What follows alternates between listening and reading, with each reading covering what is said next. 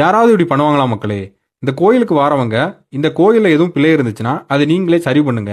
அப்படி சரி பண்றவங்கள நான் தலை குனிஞ்சு வணங்குறேன் அப்படின்னு ஒரு கல் தூணை எழுதி அந்த கல் தூணையை அந்த கோயில் வாசல்லையே நிறுவி கிபி 13-14ஆம் நூற்றாண்டுல இந்த காசி விஸ்வநாதர் ஆலயத்தை கட்டி முடிச்சிருக்காரு நம்ம பராக்கிரம பாண்டிய பண்ணார். இத்தனை சிறப்பு மிக்க தென்காசி மாவட்டத்தில் நான் வாழ்ந்துட்டு இருக்கேன். இன்னைக்கு வீடியோவில் நாம ஒருவேளை நீங்கள் தென்காசி மாவட்டத்துக்கு சுற்றுலா வரீங்கன்னா என்னென்ன இடங்களை சுற்றி பார்க்கலாம் அப்படிங்கிறத என்னோட பாயிண்ட் ஆஃப் வியூவில் நான் ரெக்கார்ட் பண்ணியிருக்கேன். இந்த வீடியோ உங்களுக்கு பிடிச்சிருந்தா லைக் பண்ணுங்க. மேலும் இது போன்ற வீடியோஸை நான் அடிக்கடி போடுறதுக்கு எனக்கு ஒரு ஃபாலோ மட்டும் பண்ணி வச்சுக்கோங்க. அப்போ தான் அது எனக்கு ஒரு மோட்டிவேஷனாக இருக்கும். ஸோ வாங்க பார்க்கலாம். முதலாவதா 180 அடி உயரம் 800க்கும் மேற்பட்ட சிற்பங்கள் ஆலயத்துக்கு உள்ளே போனாலும் சரி வெளியே வந்தாலும் சரி காற்று எதிர் திசையிலேருந்து நம்மளை தள்ளும். இத்தகைய சிறப்பு கொண்டதான் இந்த காசி விஸ்வநாதர் ஆலயம்.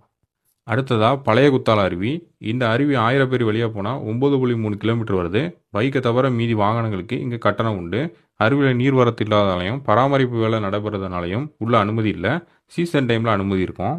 அடுத்தது புலி அருவி. பழைய குத்தால அருவிலேருந்து 6.6 கிலோமீட்டர் இந்த அருவி. இந்த அருவி பக்கத்துலேயே ஒரு சாஸ்தா கோயிலும் இருக்கும். இது ஒரு சின்ன அருவி. இந்த அருவிக்கு நடுவில் ஒரு குழியும் இருக்கும். அடுத்து பார்க்க போகிறது குற்றாலம் பேரருவி பக்கத்தில் இருக்க அகல் வைப்பகம், அதாவது மியூசியம். இதுக்கு டைமிங் காலையில் 10 மணிலேருந்து 5:45 வரைக்கும். நுழைவு கட்டணம் வெறும் 5 ரூபா தான். வரலாற்று சிறப்பு மிக்க நிறைய பொருட்கள் இங்கே இருக்குது. அடுத்ததை நம்ம பார்க்க போது புலியருவிலேருந்து 1.8 கிலோமீட்டர் தூரத்தில் இருக்க குற்றாலநாதர் கோயிலையும் பேரருவியும் தான். இப்போ பேரருவியில் சுத்தமாக தண்ணி விழலை, பராமரிப்பு பணியும் நடந்துட்டு இருக்கு. அதனால் அங்கே யாருக்கும் உள்ளே போகிறதுக்கு அனுமதி கிடையாது.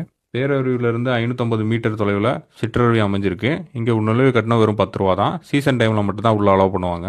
அடுத்ததாக பார்க்க போகிறது சித்திரசபை தான். இது பேரருவிலேருந்து 550 மீட்டர் டிஸ்டன்ஸில் இருக்குது. இதுக்குள்ளே அந்த காலத்திலே மூலிகையால் வரையப்பட்டு இன்றைக்குமே அழியாத நிலையில் இருக்க ஓவியங்கள் நிறைய இருக்குது. பேரருவிலேருந்து 3 கிலோமீட்டர் தூரத்தில் அடுத்ததாக படகு குழாம் இருக்குது. சீசன் டைமில் இங்கே தண்ணி இருக்கும்போது நிறைய பேர் இங்கே போட்டிங் பண்ணுவாங்க. இங்கே நுழைவு கட்டணம் உண்டு.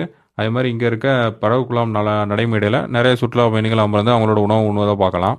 அடுத்ததாக பார்க்க போகிறது 5 அருவி தான். இது பேரருவிலேருந்து 4.2 கிலோமீட்டர் தூரத்தில் இருக்குது. லைட்டாக தண்ணி விழுந்துட்டுருக்கு. இந்த அருவி பக்கத்துலேயே சுற்றுச்சூழல் பூங்காவும் இருக்குது. இந்த பேனரில் காட்டின மாதிரி இடங்கள் இந்த உள்ளே இருக்குது. இதுக்கு நுழைவு கட்டணம் உள்ளது. தேவைப்படுறவங்க உள்ளவே பார்த்துக்கலாம். அடுத்த இடம் வரலாற்று சிறப்பு மிக்க திருவலஞ்சி குமாரர் கோயில் தான். இந்த கோயிலில் திருமணங்கள் நிறைய நடக்கும். இந்த கோயில் நம்ம பேரருவிலேருந்து 2.9 கிலோமீட்டர் தொலைவில் இருக்குது. அடுத்த இடம் பிரானூர் பார்டர் தான். அந்த காலத்தில் தமிழ்நாடு கேரளா எல்லா பகுதியாக இருந்ததுனால இதை பார்டர்னு சொல்கிறாங்க. இங்கே இருக்க புரோட்டா ரொம்பவே ஃபேமஸ்.